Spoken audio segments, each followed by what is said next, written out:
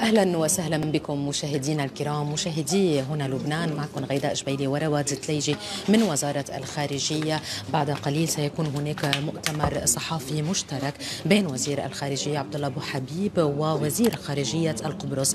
هو كان قد جال على المسؤولين اللبنانيين وكان بالسراي الحكومي، وكما كان قد التقى رئيس مجلس النواب نبيه بري. المسألة الأبرز هي الهجرة غير الشرعية للنازحين السوريين من لبنان إلى قبرص عبر البحر. هذه المسألة أخذت أكثر من 45 دقيقة من هذا الاجتماع. والمسألة الثانية تتعلق بموضوع المساعدات اليوم اللي ستكون لغزة. ناطرين ما مشكل، فيكم تبلشوا.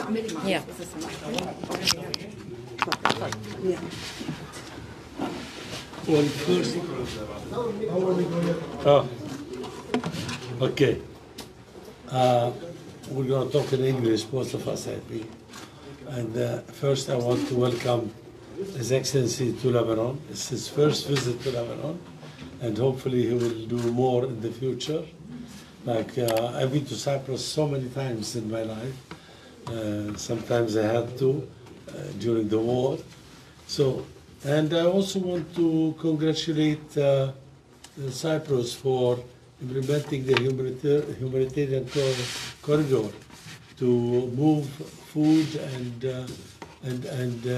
medicine to Gaza, because Gaza is in need of great help, and the help that's coming through Rafah is not really enough, sufficient, and I hope hopefully that this corridor would really contribute to less famine and less hunger in Gaza. We talked today about our bilateral relations. We have excellent bilateral relations. We have two excellent ambassadors also working on both sides of the sea here between us. And you know, it's 20 minutes in plane to go to Larnaca. So we are very close countries, and we should work together always. And that's what our plan is, to work together. And we talked about the refugees, and we see eye to eye on the situation. We need to solve this problem. We need to convince other countries to help us. There are like-minded countries, countries like Greece and others, that they think the same thing about it. So I'm really happy with the discussions, and I informed him also of our vision of having security or peaceful border with Israel, and we want to implement 1701, United Nations Security Council 1701. To be implemented. This, if implemented successfully, it would bring really security and peace to our borders, while full peace with Israel would come after they have peace with the Palestinians, because Israel has agreements with Egypt, with Syria, with UAE, with Morocco and Jordan. Sorry. It was Jordan and Bahrain, but did not bring peace to Israel. Peace can only be made by peace with the Palestinians. They are the people concerned, and we will not have a full peace with Israel until they have it with the Palestinians. But we can have security, we can have a peaceful borders with Israel if we implement 1701. Dear Minister, it's a real pleasure to be here with you today. It's the third time we meet in the last few months, and I would like to thank you for the hospitality, but also for the substantive discussions we had on a range of issues of bilateral and regional interest. Our exchange of views takes place within a very specific framework, a framework that is guided by a very simple principle. Cyprus and Lebanon have historic relations. relations that are built on the excellent people-to-people connection.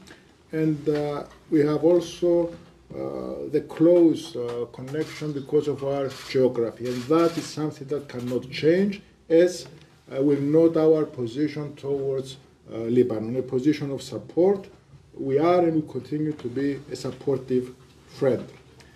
In the same context, I would like to express our appreciation for your principled stand in relation to the Cyprus question, a stand that has been consistent and a stand that is in support of public international law and the United Nations Security Council framework for a bizonal, bicommunal federation with political equality, which is the only foundation for any discussions in relation to the solution of the Cyprus problem. Secondly, I would like to underscore that peace and stability in our region is for the benefit both of Lebanon and Cyprus. And in this context, we welcome all discussions for a peaceful settlement of the dispute in relation to the southern border. This is something that we encourage and encourage all parties involved to engage constructively in a diplomatic dialogue and in these discussions. Thirdly, we of course had the opportunity to discuss the situation in Syria that is in connection naturally to the migration issue. Migration has become a serious concern for both of our countries, and this is something that we need to tackle in a way that is both efficient and effective. And that of course relates to going to the root of the problem, but also we need to deepen our bilateral cooperation in this field. The situation is worsening daily, and the situation has a straining and testing effect on our political connection and coordination. This is an area where we need to work much closer together, and also this is an area where the European Union needs to become part of the solution and not being part of the problem. We also exchange views on pending agreements between the two sides, and we agreed that we will continue to work together for their speedy finalization. Finally, we discussed the situation in our region, especially the situation in Gaza. I would like to thank my good friend for his opening remarks in relation to the humanitarian corridor. This is an initiative that has been intended to try and help the people in Gaza, and today we had the first departure of a vessel from Cyprus.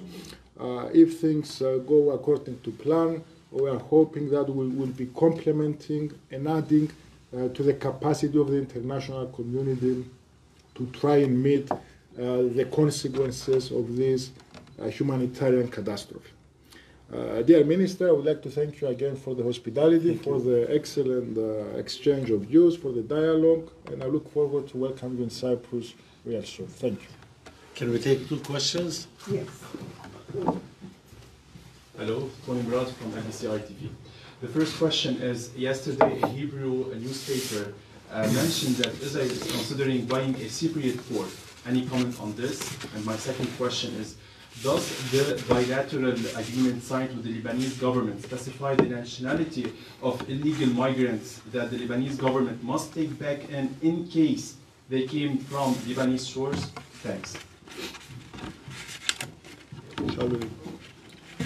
As regards the first question, what has been presented as a fact is actually something that is baseless. There is no validity in the story about the Cyprus port. Therefore, I don't have anything more to add to that.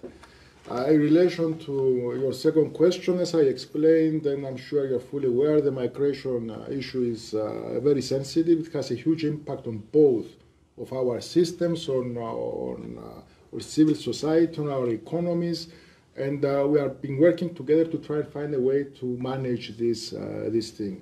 You are very much aware that as regards recent activity. Yesterday we had the arrival of 6 boats to Cyprus. 1 was intercepted.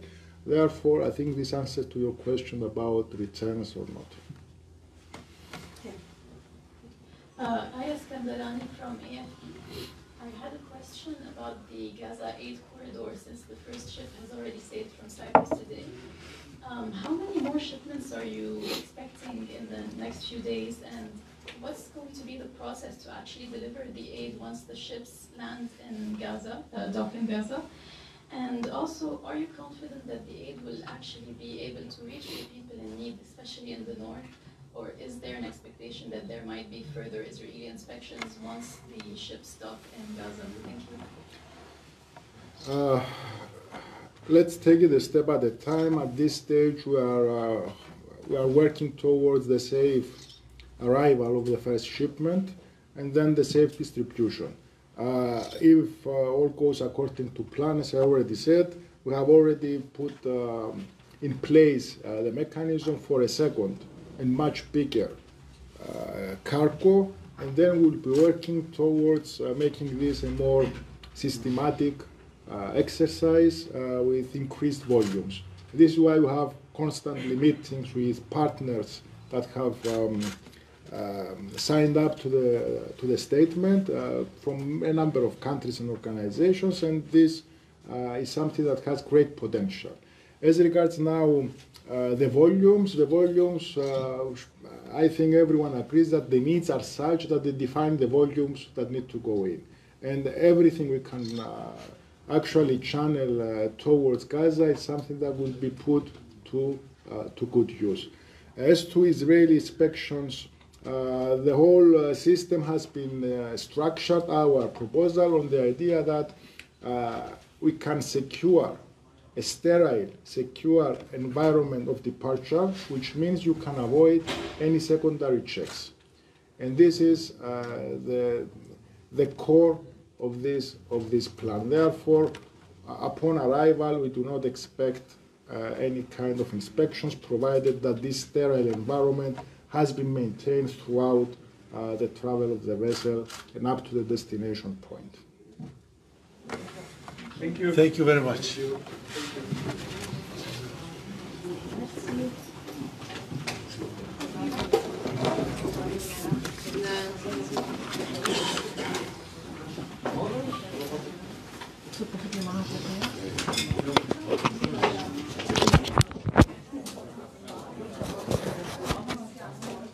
إذن مشاهدينا الكرام، مشاهدي هنا لبنان، كنا قد استمعنا إلى المؤتمر الصحفي المشترك والذي كان يعني عم يتضمن مسألة الهجرة غير الشرعية للنازحين السوريين. اليوم قبرص عم بتعاني أيضا من مشاكل في هذا الإطار، وكان وأكد وزير الخارجية القبرصي بأنه يجب حل هذه المسألة بمساعدة بعض الدول الأخرى، ويجب معالجة المسألة من الأساس. هذا كان أبرز ما قاله فيما يتعلق بالنازحين السوريين. طبعا كان هناك يعني تطرق الاجتماع إلى البحث في المساعدات والممر البحري من إلى غزة. قال الوزير الخارجية القبرصي بأنه سيكون هناك دفعات ثانية. هذا أبرز ما تم البحث به بهذا الإطار. بدي أشير إلى أنه كان قد التقى رئيس مجلس النواب نبيه بري وأيضا رئيس حكومة تصريف الأعمال نجيب ميقاتي اليوم. خلال هذا الاجتماع شدد الوزير القبرصي على التعاون القائم والمستقبلي بين لبنان وقبرص. تمنى تكثيف الجهود المشتركة لحل أزمة الهجرة غير الشرعية للنازحين السوريين إلى أوروبا عبر قبرص انطلاقا من السواحل اللبنانية. كما عرض للجهود التي تقوم بها القبرص لتأمين المساعدات إلى غزة عبر المعبر الإنساني البحري، وتمنى أن تنعم منطقة الشرق الأوسط بالأمن والاستقرار في القريب العاجل. بدنا نشير إلى أنه كمان بالفترة أو حوالي من أسبوعين ماضيين كان هناك يعني شكوى من قبرص تمكنت من يعني إرجاء أحد القوارب اللي كان على متن بعض عدد من الأشخاص السوريين، إلى أنه الدولة اللبنانية والجيش رفض استلام اللاجئين السوريين كونهم اليوم غادروا الأراضي اللبنانية بشكل غير شرعي، وبالتالي هذه المسألة استحوذت على وقت كبير من الاجتماع اللي حصل بوزارة الخارجية مع وزير خارجية القبرص، واللي طال أكثر من 45 دقيقة للبحث في هذا الإطار. شكرا مشاهدينا الكرام لحسن المتابعة. كانت معكم غيداء جبيلي ورواد طليجي من وزارة الخارجية.